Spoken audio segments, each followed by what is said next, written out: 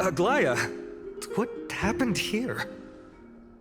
I know about the poisonous fangs of that king snake through the golden threads.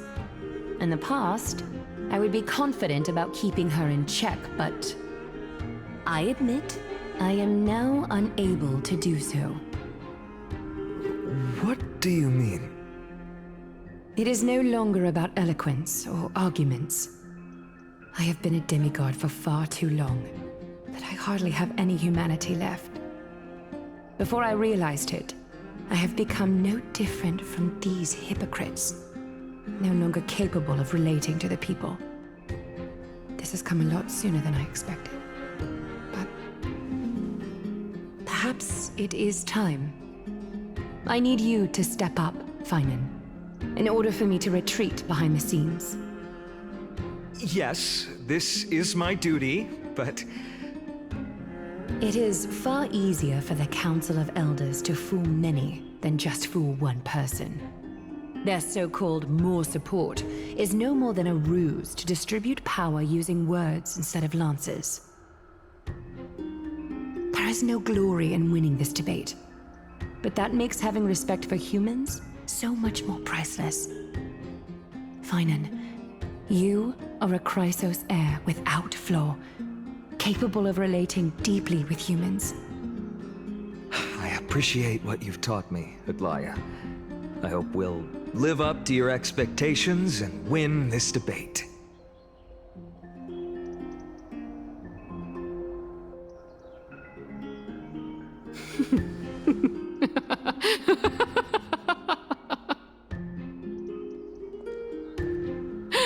Oh, you've done well, Lord Calictus. Let me take over and personally close this debate for today.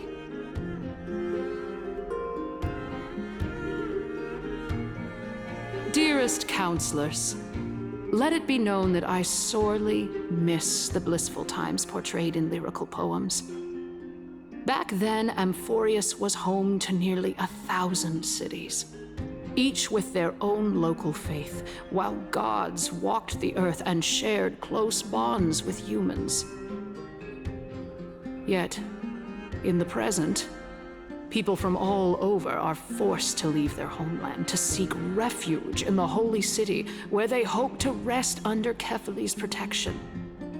All of us have long been in the same boat, with no way out of this plight. We didn't have a choice in the past, but now, the Council of Elders brings to the table a new possibility. All I have left is one question for you. Would you rather strive toward the unheard of Era Nova, or return to the prosperous Era Chrysia of our past? Make your choice. Now, which of the two would lead mortals to an ideal future?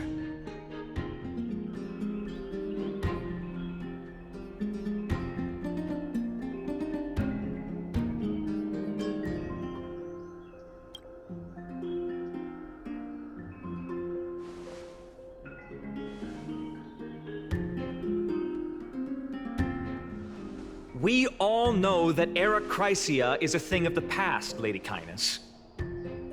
Please, enlighten me. How does the Council of Elders plan to turn back time? Let the three Titans of Calamity be born, and Era Chrysia is nevermore. But bring demise to those Titans, and Era Chrysia will descend upon us again.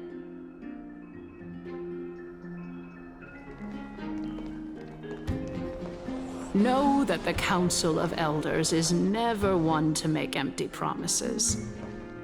Look at who we have on our side. Anaxagoras, one of the Grove's 7 sages, and Castorus, Idonia's goddess of death.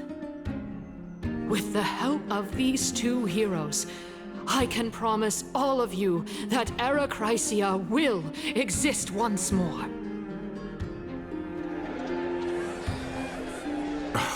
Aren't they Chrysos heirs? They're supporting the Council of Elders instead? It's clear from the start that these heroes do not get along well in their group. All the more proof that Aglaya isn't fit to speak on behalf of every Chrysos heir. I am in favor of Era Chrysia. Era Chrysia! Era Chrysia!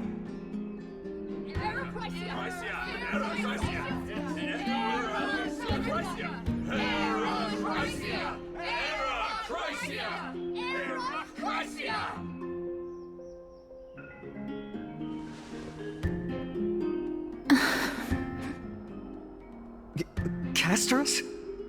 Why are you standing over there? You finally arrived, Anaxa.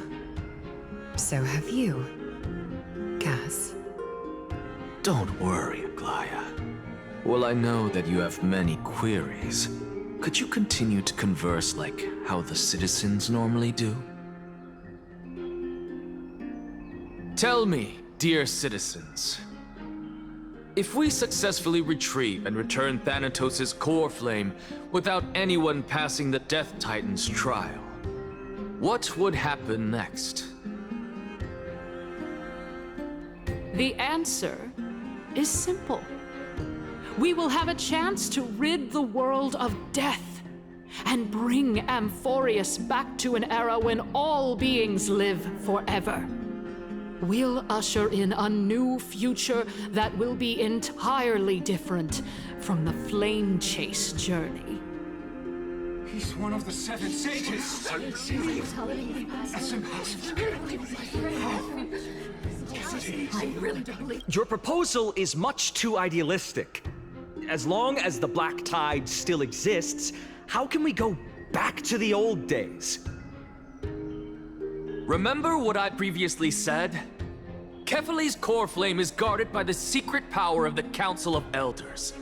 Plus, Pagusa's water curtain will be able to block out any external perceptions.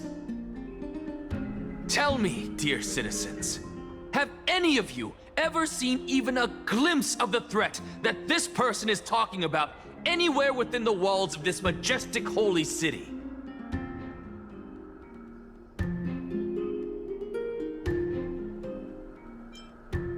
If we eliminate death, then there's no need for us to fear that Flame Reaver, right? Citizens, let's loudly sing the blessed hymn. Oh, beautiful old world, where are you now? Oh, legendary Erechrysia, return to the mortal realm. After the destruction of the three Titans of Calamity, the Flame Chase journey will have to end. Erechrysia! Yes! Yes! It has to end! It has to end! This is bad. The masses are now totally riled up. Anaxa, pray tell.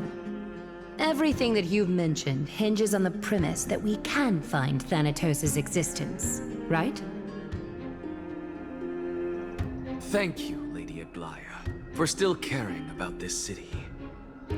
However, dear citizens, we are truly fortunate and blessed. For Castorus, Idonia's goddess of death, will surely find Thanatos under my guidance. What? With that, I solemnly promise that the core flame Lady Castorus brings back will be personally managed by the Council of Elders. Thereafter, if we are able to garner the support of all of you at the Citizens' Assembly, we shall spare no effort in ensuring that the Erechrysia will return to our world once again.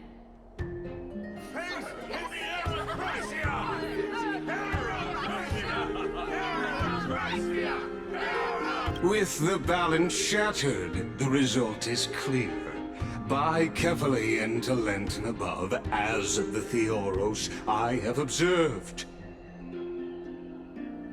Akama has chosen her destiny. The issue up for discussion at this Citizens' Assembly shall be modified to the suspension of the Flame Chase journey. This resolution shall be put up on the Wall of Heroes, such that all citizens are aware of the city's way forward.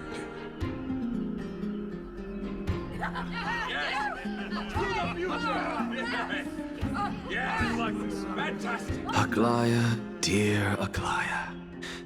What has caused your heart to soften? You also don't seem to be as quick-witted as before. Wag your tongue as much as you like. Since the flame chase journey has been preordained by the prophecy, our failure has never been on the cards. Well then, I guess we'll find out if that's true at the Citizens' Assembly.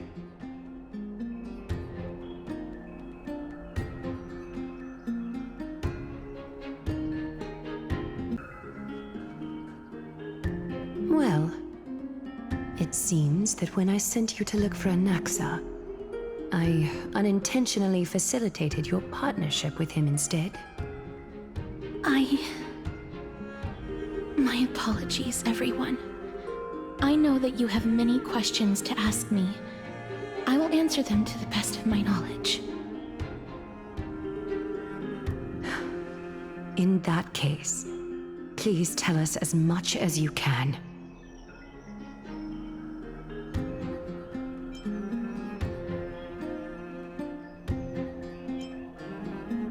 In actuality, he showed me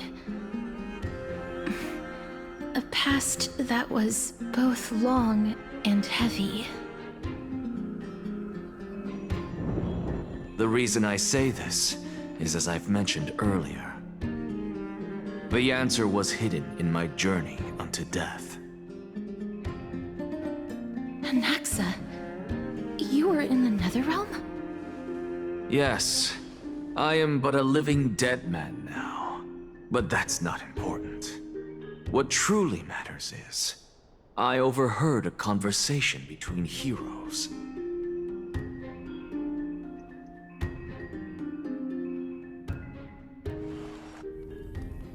Have you heard of this tale before? A tale about the ocean god's treasured pearl, our hometown. It was a seaside town which enjoyed the ocean breeze and glorious, peaceful times, thanks to the wisdom of its ruling queen. Until one day, an evil dragon descended upon the town. Its wings were large enough to blot out the sun, while its claws were sharp enough to rip the waves apart. It barged into the tall tower and devoured the queen's beloved daughter. It even settled itself in her bedroom, like a tyrant king. The queen assembled 300 warriors who managed to subdue the evil dragon by chaining it up. However, when the queen slit open the dragon's belly, she realized that the princess had long since been digested, and all that was left of her was a pile of bones. Devastated, the queen wept for several days. It was then that a devious, smooth-talking scholar arrived at the palace and suggested that the princess could be revived through the use of dragon bone and dragon blood. That liar called this process the secret art of alchemy. The princess was reborn! The queen was overjoyed, blissfully unaware that the evil dragon's soul still lurked within the princess's body.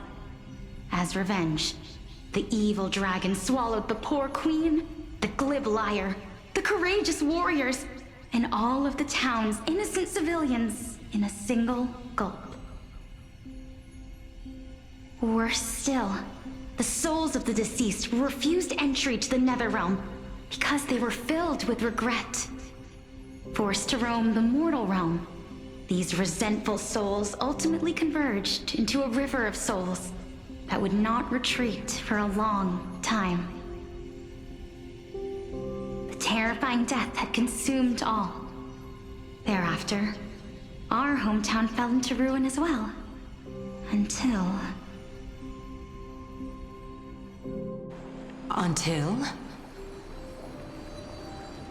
Until? Actually, I don't know what happened next either. Oh, my. It seems that you still like to whet people's appetites even after all this time, Pelixia.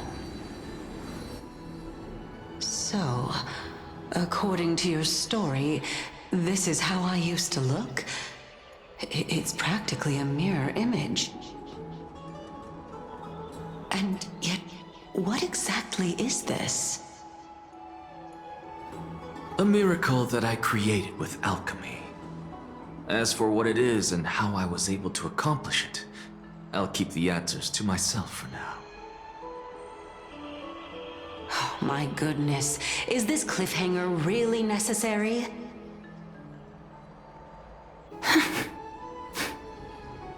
Quiet, Titan. Continue to enjoy this splendid play, and the truth will naturally reveal itself. Dragon, huh? I've heard this legend before. In that case, what do you think of it? I think that this so-called alchemy was a tenuous analogy added to the story by future generations. After all, you've never heard of a tradition of alchemy in your hometown before, have you? Indeed.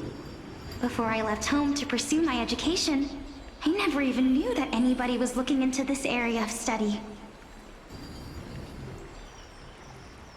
Therefore, we can just treat this tale as a fable told to young children.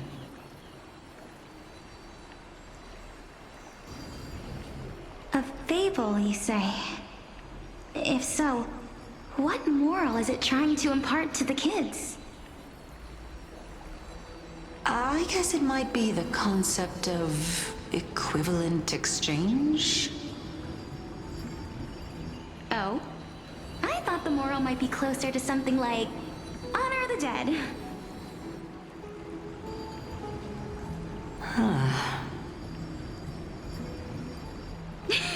What? At a loss for words? No, I merely realized that we're both thinking of the same principle. If life is priceless, then there is hardly anything else in this world that is of equal weight to it, right? Indeed.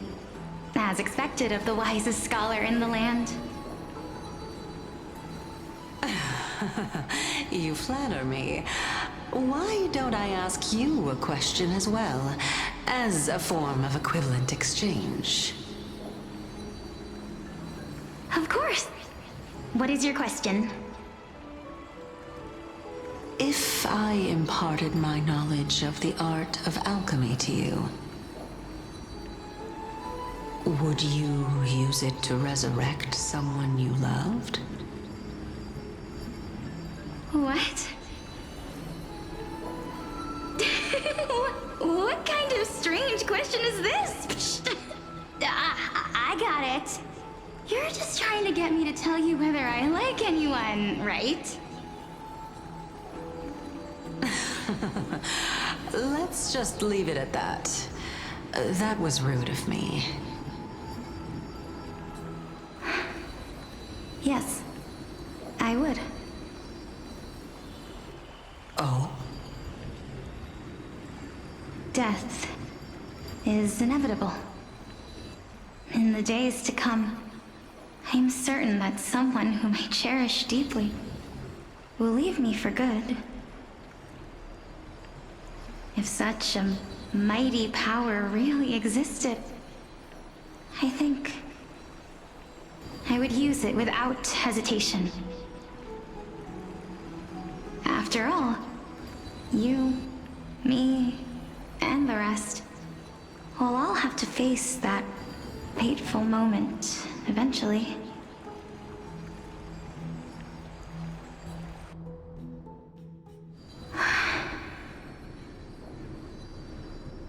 My time is finally here. However, perhaps because of my firm belief in the immeasurable value of life.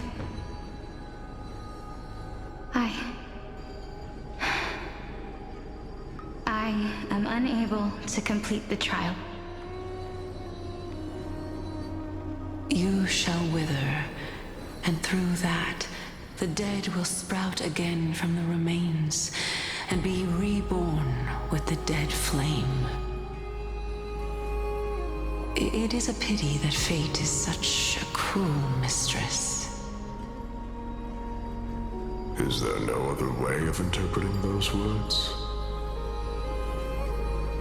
I'm afraid that the meaning is clear.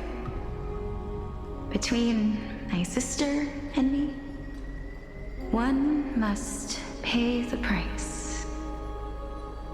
Our trial can only be completed when the one chosen sacrifices her life.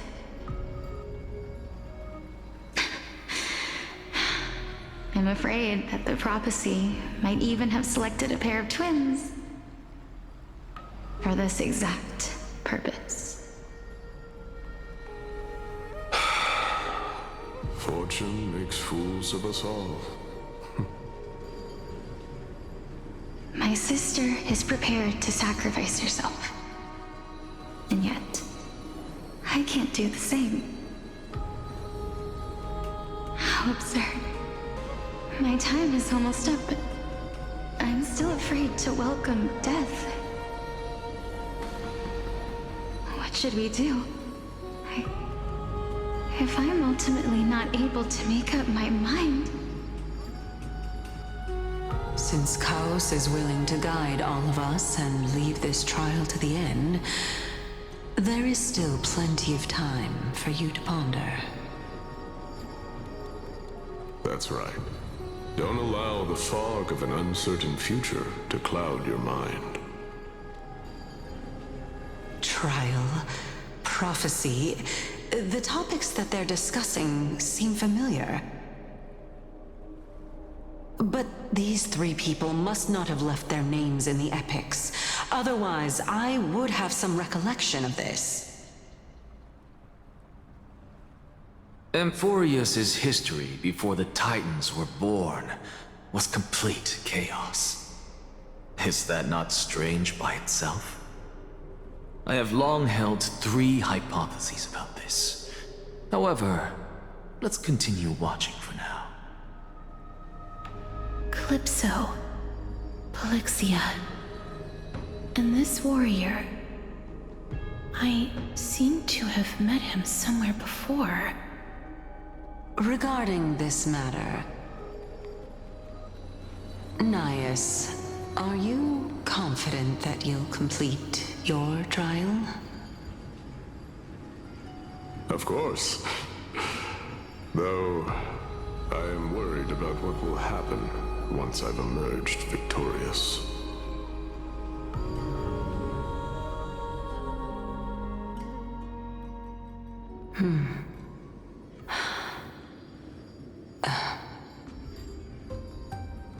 Looks like you have made up your mind.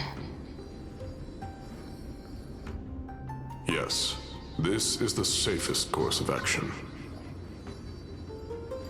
Completely separating courage, honor, tenacity, sacrifice, and reason. You really know how to make things difficult.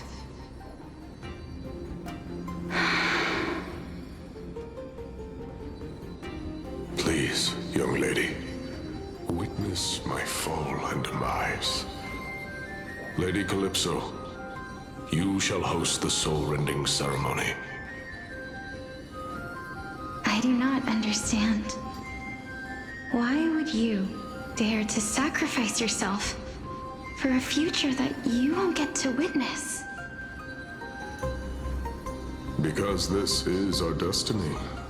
The power that resides within me is so intense that I will one day be engulfed by it.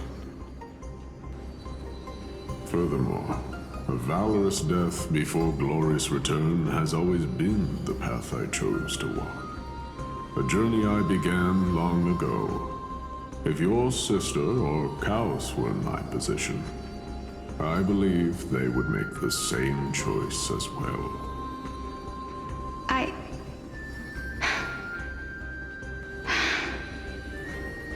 I'm not that brave. I don't know how I'm supposed to face such a serious affair.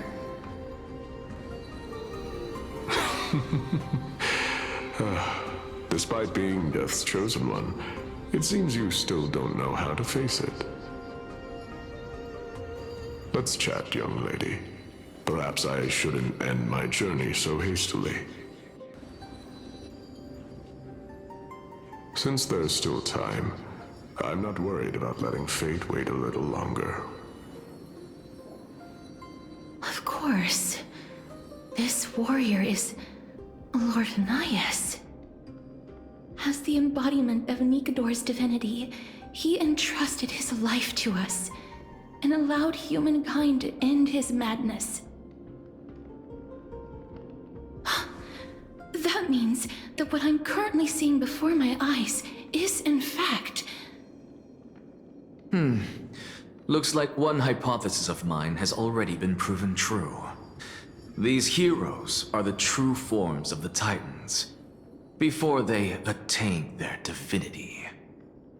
If so, the chosen one of death that he speaks of is actually... Polixia! Is the previous form of Thanatos? But her appearance...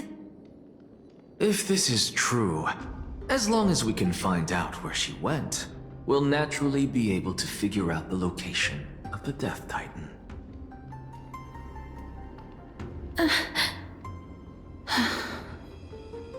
But before that, we first need to witness what ultimately happened to Lord Anias. Honor, courage, tenacity, sacrifice. And finally, the only thing that remains is reason. Cheer up, young lady. There is no need to shed tears over a glorious death. All farewells in this world are sorrowful, Lord Nias. No, young lady. As a warrior, I have witnessed too many bitter deaths. But now, all I feel is peace. I did not know until this moment that mortals could live their lives in such a way. Although only a sliver of your soul remains, you remain so optimistic. Or maybe the truth is that you aren't able to feel sorrow anymore.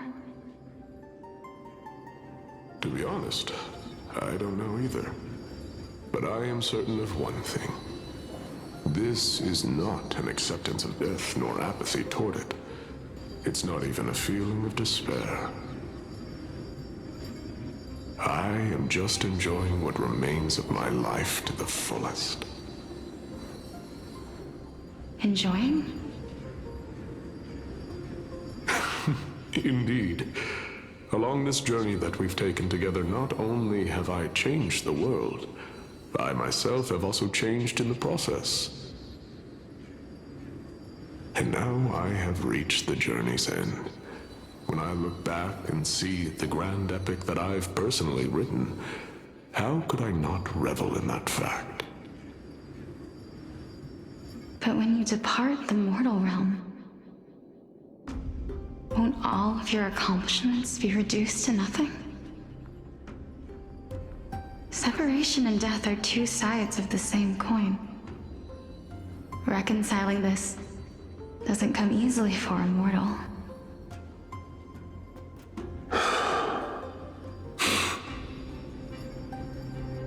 Finally, let me recount to you a story of mine, young lady.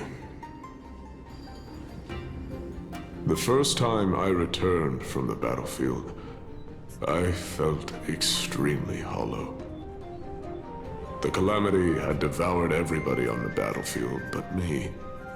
When I returned to the city alone, the citizens held a banquet for me that was far from pleasant.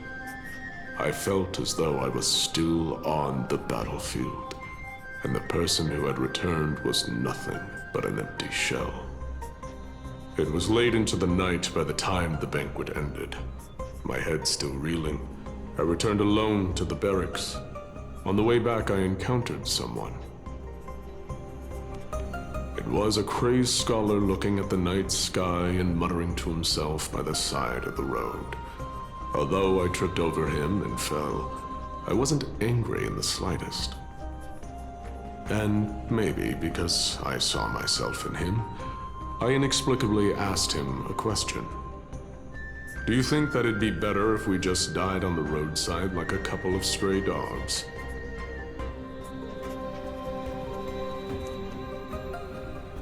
To my surprise, he shrugged his shoulders and sighed. To someone who is currently experiencing death, dying and living afford the same amount of bliss. Now please go away and don't block my starlight. Are you trying to say that there is no difference between living and dying? For they are both journeys that lead toward death?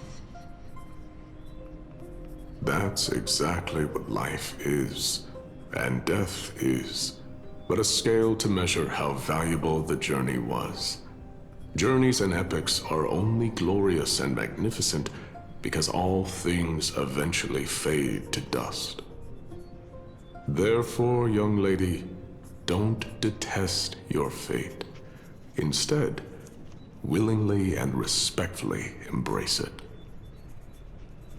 The embodiment of strife telling me about the majesty of the world. Indeed. I believe that when the fated moment eventually arrives, you will be able to understand my words. It is time for me to knock on death's door. I will set up a long table at the end of the road and humbly await your arrival. When that moment finally comes, let us drink and be merry then.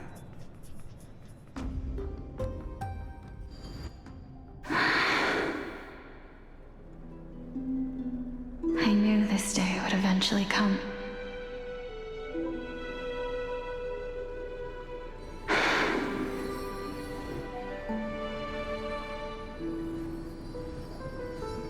Are the both of you ready?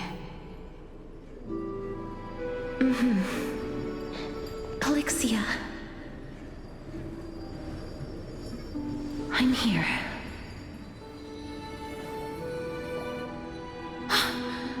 What? This... This is quite interesting indeed. Is this... Elixia's sister? Is it... me? Now, it's time for us to fulfill our promises.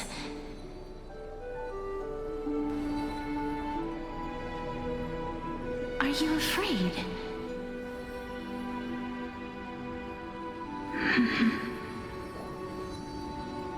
What are you afraid of? That I won't be able to do it.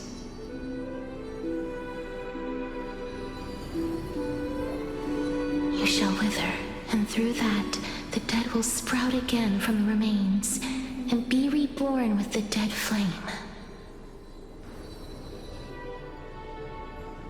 As foretold in the prophecy, and according to our vows, once it all ends, we must face our fated moment head-on. Even if it was prophesied, do we have no say in the matter? It's so unfair. Why are we the only ones who are forced into mutual destruction? Let me do it, sister. Let me be death's sacrifice. I was never long for this world anyway. But you're different. I was the one who wasted your life after all.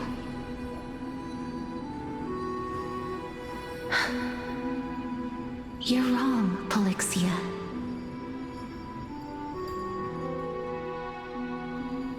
I don't think that my life was wasted. Just the opposite. When I finally arrived at this destination and looked back at the journey I took, I discovered that flowers had long since bloomed along the path I walked. It was you who sowed the seeds for this sea of flowers, one that is more beautiful than the promised land at the end of the world. Besides, I have lived a fulfilling life. Even though I was fated for sacrifice, none of the things that I've experienced will dissipate. Instead, they'll forever live on as memories inside your head.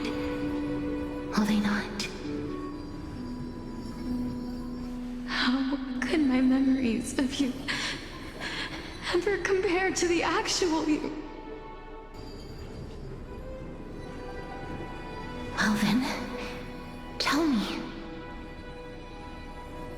What exactly are we?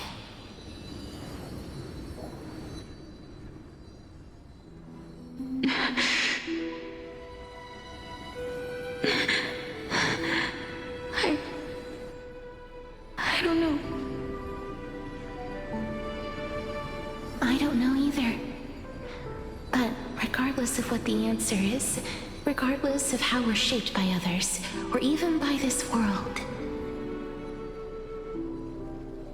ever since we were born, the fact that we existed was predestined, and nothing could erase it. This is why I will always, always be by your side.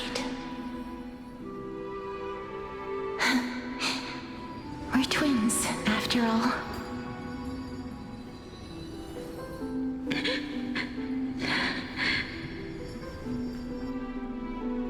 All right, my dear Polixia.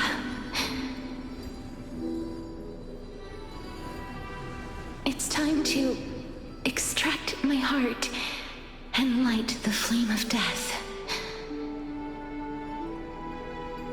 After that, use it to plant the first bud in the prophesied new world.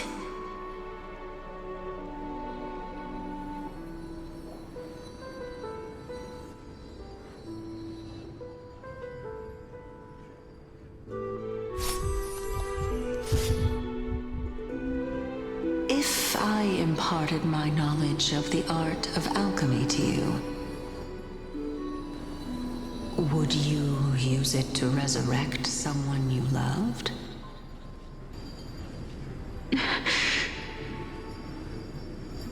Death is inevitable. In the days to come, I am certain that someone whom I cherish deeply will leave me for good. If such a mighty power really existed, I think I would use it without hesitation. Even now, my answer remains the same. This is why, sister, I promise you, in the prophesied new world, I shall plant the first bud on your behalf. Go now. Return to the ocean god's treasured pearl, our hometown. I shall open wide the entrance to the Netherrealm and grant you a second life. The living beings on this earth shall respond to my call, and lead you to the sacred daylight. Remember, do not look back on the land of the dead, and do not stop moving. In the new world promised by the prophecy, march toward your new life. As for the price of our equivalent exchange, let me be the one to pay it.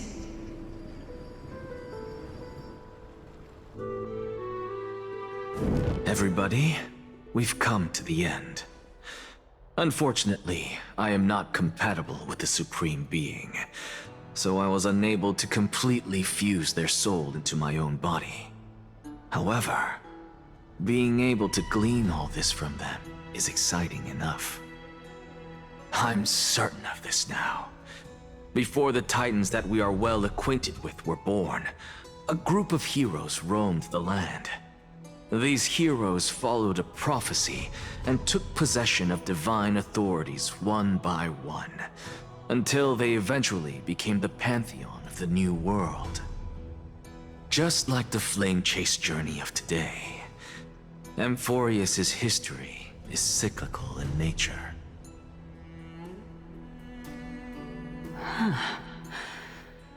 What a startling revelation. This means that the demigods, who bear the core flames, will also become the new Titans at the world's end, thereby shaping a new world? I believe that this is the truth behind the Era Nova as mentioned in the prophecy. This is utterly unbelievable. Besides, those twins in the past, even if they really are Thanatos, their whereabouts are still unknown even today. Are their whereabouts truly unknown? Didn't Polixia mention that seaside town, the birthplace of alchemy in the Tale of the Dragon? In our world, there exists a city which perfectly matches that description. Styxia. But the people there worship Vagusa and bear no relation to Thanatos. I have also never been to that place, as in the time of Idonia, it had long turned into underwater ruins. Take this. This is... the new Sporist masterpiece, the Philosopher's Stone. It was made by transmuting all of the sages' wisdom into a single entity, with their flesh and blood as its foundation. Remember, I've mentioned before that the art of alchemy is all about conversion, tempering, and ascension. This process also applies to the pursuit of truth. Regardless of how unbelievable this sounds, the truths of the world have been refined from the impurities. Think about the story of the dragon. This stone will lead you to your real hometown, allowing you to reform the door to the Netherrealm and discover Thanatos' fate. You still look as confident in your victory as ever. But what if your conjecture is wrong? Simple. I shall merely admit to the entire world that my experiment was a failure. However, my line of thinking will not fail because I have already planted the seeds of doubt into the hearts of the masses.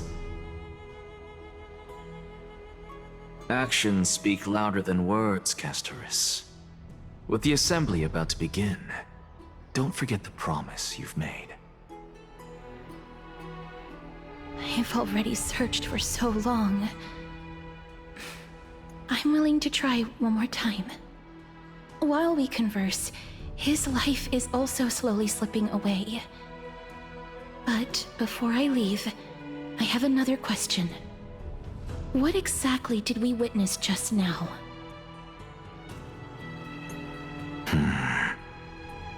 That was the world imprinted in Kefali's soul. If we are to prove its existence, you must take the final step. Go. Do not disappoint me. I understand. Hey, child of humanity. Don't get antsy. I still remember the question you posed to me. As a scholar, I do not wish to offer up ambiguous conclusions. Let's discuss this topic again when she manages to find the evidence. I merely wanted to ask, was that stone transmuted from your heart? If so, rebirth is no longer an option for you. Why not? When I was a child, I lost someone dear to me. When I was a teenager, I lost my faith. A while back, although you saved my life, I also lost my soul in the process. Now I'm merely forsaking my body. What's the big deal? Why are you always finding ways to die? Isn't it good to be alive? This is but a necessary sacrifice on my path to transform into the purest of them all. Can someone who's dead even claim to be the purest of them all? Furthermore, if your hypothesis is proven correct, does it not just confirm that the myths are true, and thereby invalidate all your theories? No, it's just the opposite. If my hypothesis is correct, it means that I can actually ascend to godhood and reshape this absurd world that you all have created.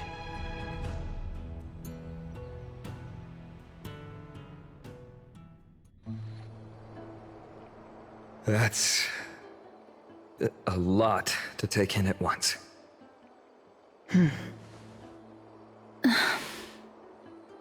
Lady Aglaya, please, let me explain. Go on.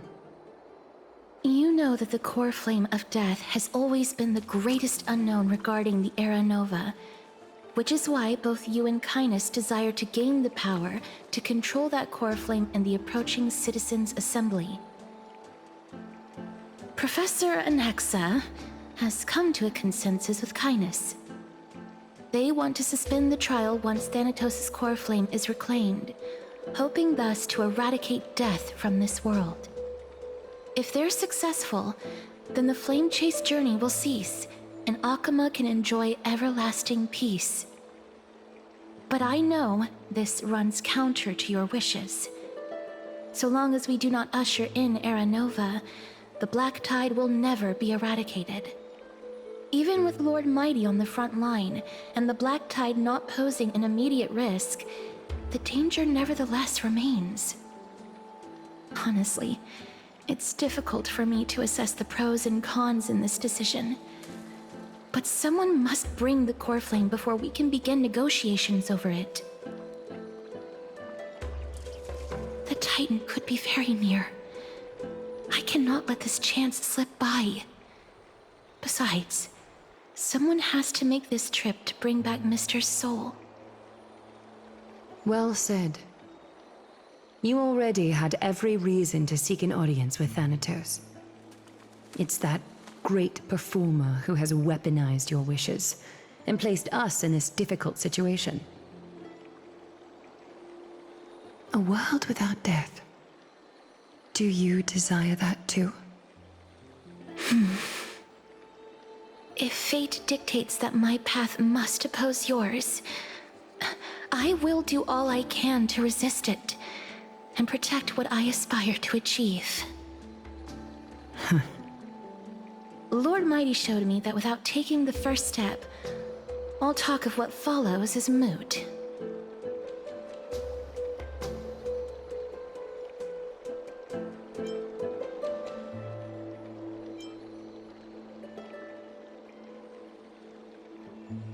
I am not going to punish her for that. I have always hoped to hear you speak your mind, Cass, and I am glad to have heard your true thoughts. Styxia. I visited that place in the past. Though it is now an island surrounded by the river of Souls torrents, it's not hard to see its former splendor. Go. I will not stand in your way. As for you, you are someone who has cheated death. I believe you have more than enough reason to make the trip with Casterus and meet the god of death himself. Casterus, I too look forward to your journey. I wonder what kinds of new interpretations your completed story will bring to the Flame Chase journey. Thank you, Lady Aklaya. I hate to put a damper on this heartwarming moment, but if Styxia is now an island surrounded by the river of Souls torrents, then how do we find a way in? Lady Treby is probably... The answer is quite simple. In the myths, Zagreus once made the domain of the dead their treasure vault. That is to say, they could enter and leave the Nether Realm as they pleased.